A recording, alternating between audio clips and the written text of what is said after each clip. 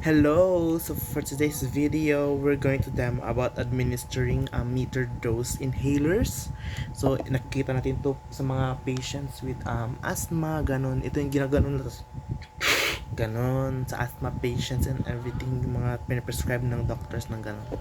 Then in administering this, so may ano tayo dito, yung mismong lalagyan ng gamot.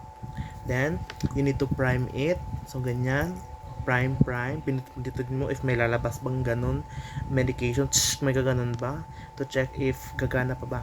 Then next, just to inform, when priming the medication, like yung medication proper, hindi siya parang hindi siya nababawasan ng dose.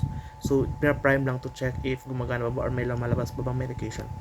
So next is to shake it, shake para ma-mix yung medication sa loob. After that, remove mo yung cap dito sa baba niya. Then check for any obstruction or may something ba dun sa mouthpiece banda sa pag-connect ka ng mouthpiece. Then if wala, then get your mouthpiece separated mo na sa video. Yung parang mouthpiece, tapos may cap yan siya.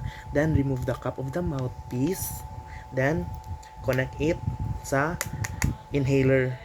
After that, ganyan, for example ito, ganyan ganyan, DIY, ganyan.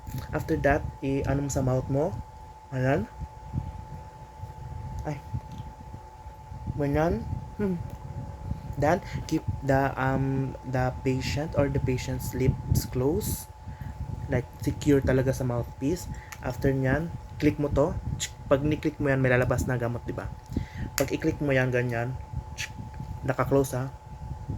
Pag click nyan, mag inhale or instruct the patient to inhale deeply for 3 to 5 seconds. Mag-inhale siya dapat para umabot yung gamot sa lungs. So ganyan.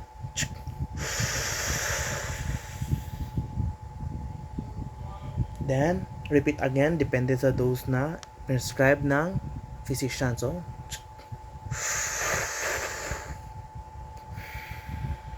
then after nyan, i-remove yung mouthpiece.